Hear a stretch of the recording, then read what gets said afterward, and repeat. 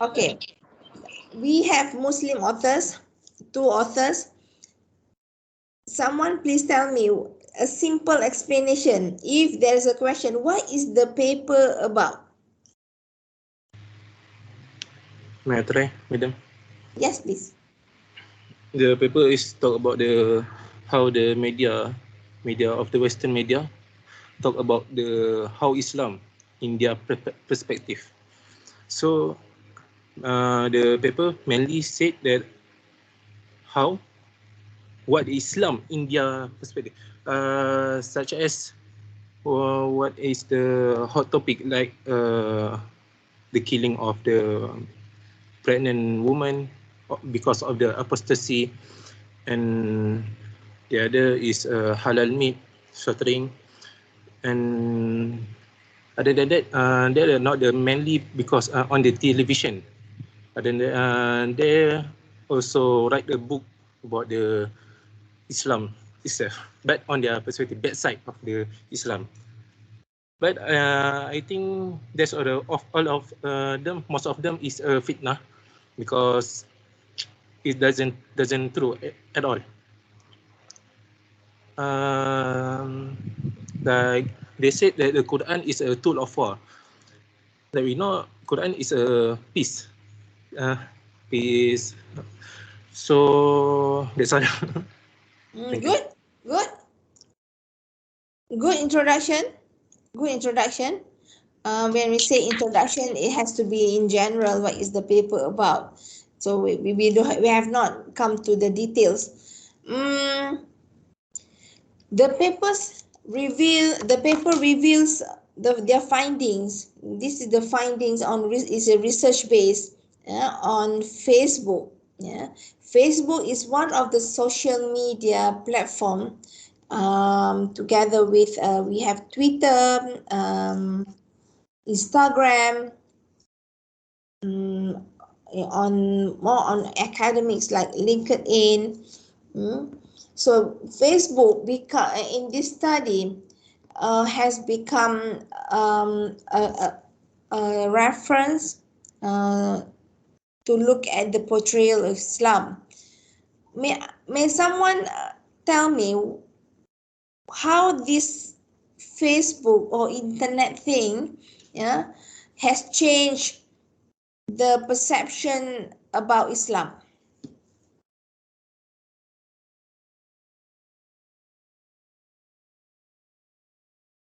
Or in other words, I want you to tell me, based on this paper, what is the strength of Facebook, which is able to change the perceptions of the readers or people about Islam? What is the strength of Facebook?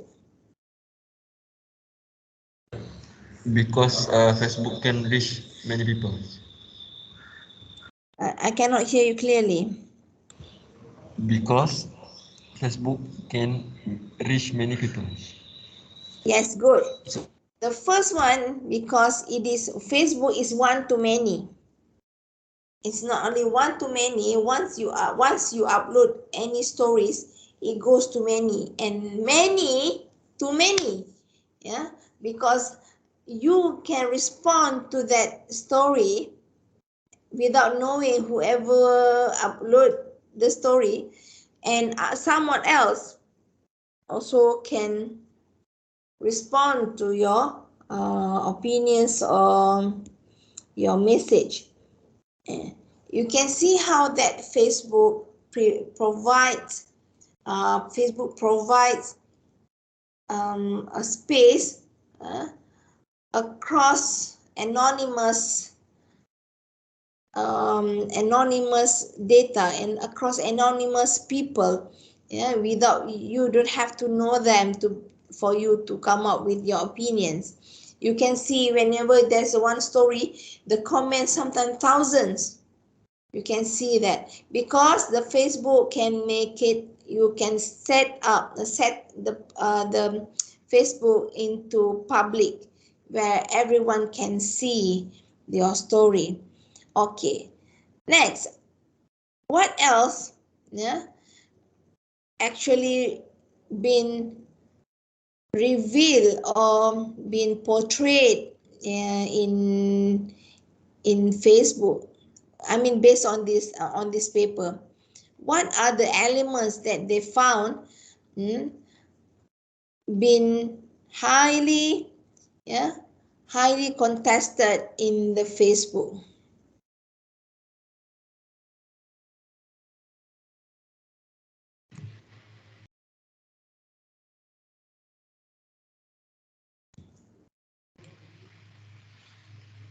Maybe most of the post is same.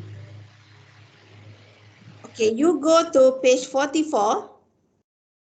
Go to page 44, where the analysis was done with the interpretation of the data. So this is a qualitative method. Because they analyze the content of Facebook, and based on their findings, there are five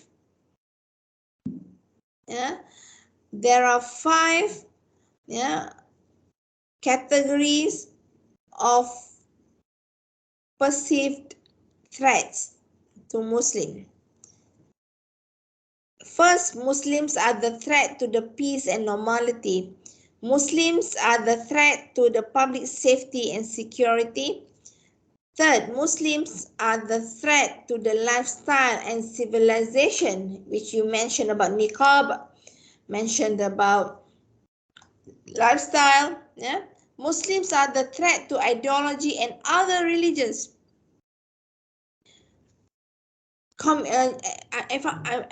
I did mention about Iran last lecture, am I right? Where Iran is a Muslim country, but they are communist in terms of the ideology. So you look at the D at page 45, you highlight that D, Muslims are the threat to ideology, where the China, Iran, have a wrong perception about Islam. That's why Islam is not allowed in China in terms of publicity, in terms of media. You will find no programs on Islam or channels on Islam in China, because they thought, and again, communism is an ideology. So they thought that these Muslims, Islam is also an ideology which becomes the threat. The truth is,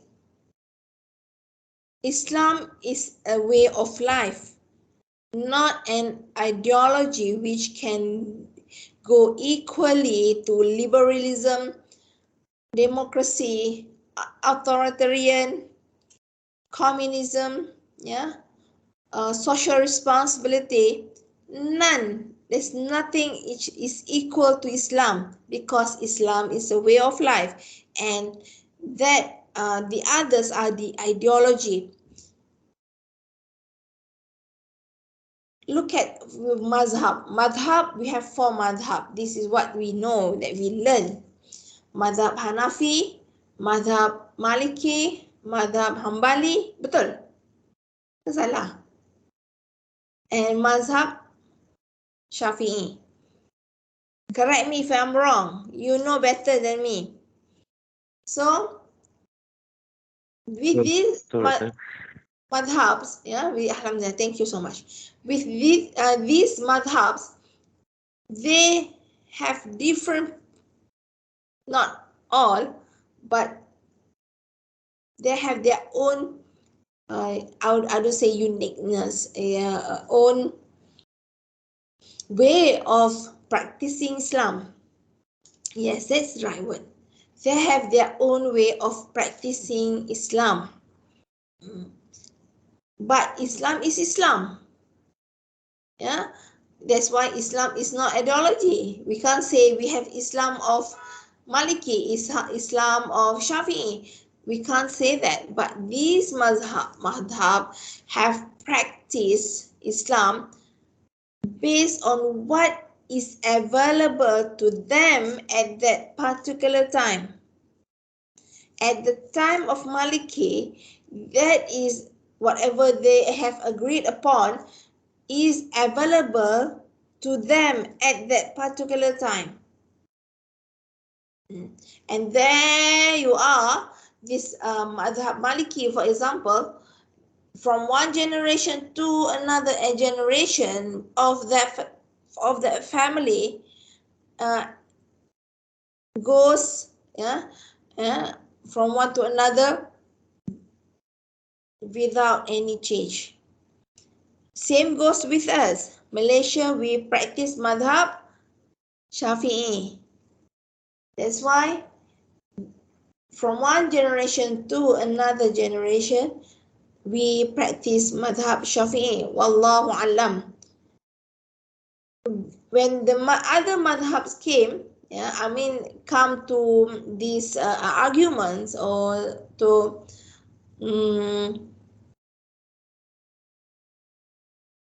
influence someone to go by, for example, Maliki,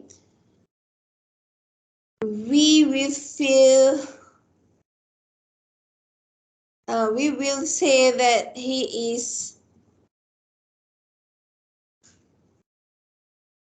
but he is wrong. What is it? Different. But we will say that they go against. What I'm trying to say is that we tend to judge them as a wrong practice. Because we live in Madhab Shafi'i. We live in and we inherit from one to another, one generation to another. So in between, we have relatives around us who practice Maliki or Hanbali. We will have that sense to judge them as a wrong practice. I remember when I went to Madinah, so they mentioned about niqab, how that niqab has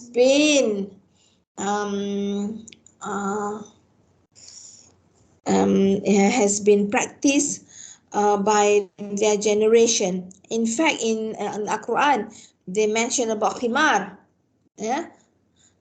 So khimar, if you define khimar is the cover, is the hijab that only shows the eyes, which is the niqab that we have the name at this zaman.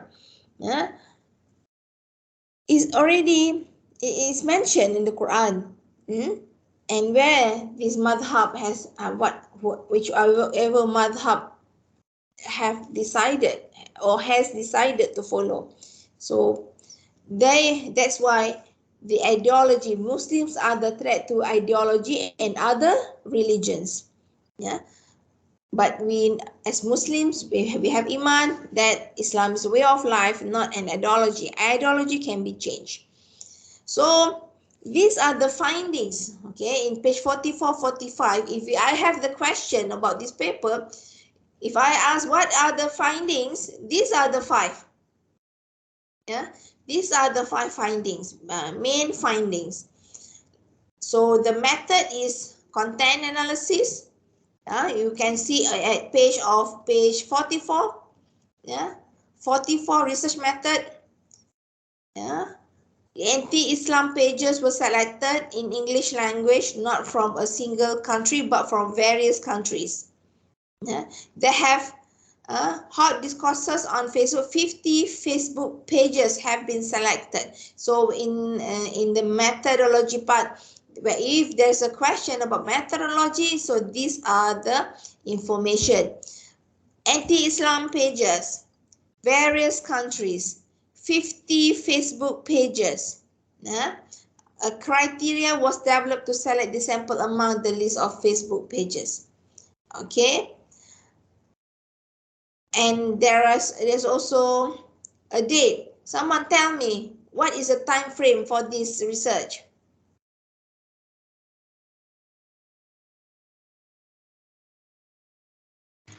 January 2011. 2017. Yes, January 2017 to August 2017. How many months? Put it 8 or yes, 8 months. Yeah.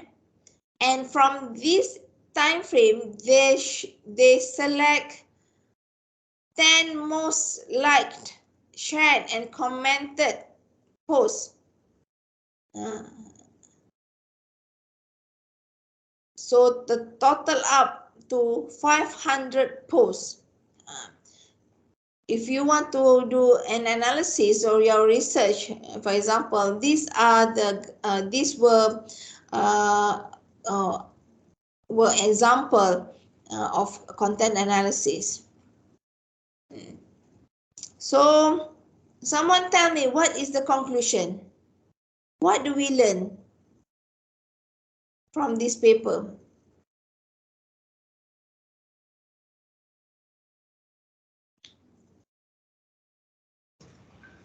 Do not trust 100% on social media. What they post, what they upload. That's all. That is your opinion, am I right?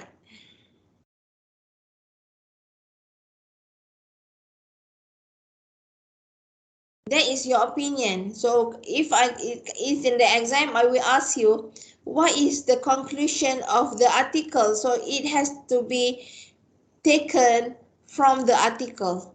Yeah. So how do we do that? Thank you very much for your answer. Even I'm not saying it's wrong, but that is the personal. So whenever we have, I know that a lot of students have mistaken about this. When we ask about the conclusion or what do we learn from this article, you should take it from the article itself. So we don't have the conclusion in this paper, but we have the abstract. You go back to the abstract on the first page. Okay, everyone, go to first page.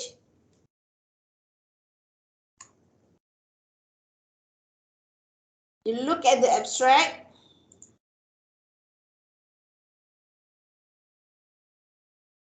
Yeah. The last sentence. The hot discourses we have found are jihad, niqab, hijab, mosque, terrorism, which are the most common discourses on Facebook. Yeah. So that is actually the conclusion of the Facebook. The things that been highlighted and been discussed highly on Facebook, non-Islam pages,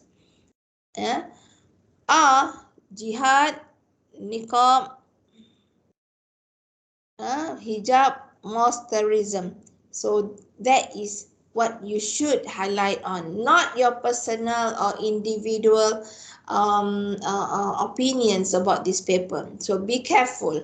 So if we have this kind of a test or exam based according to the papers, you should take anything, but not your opinion. I mean your personal opinion. It should come from the article. So that's all. I try to bring all of you to understand how this Islam in media and entertainment. We will go to that aspect, but now we are looking at the media first.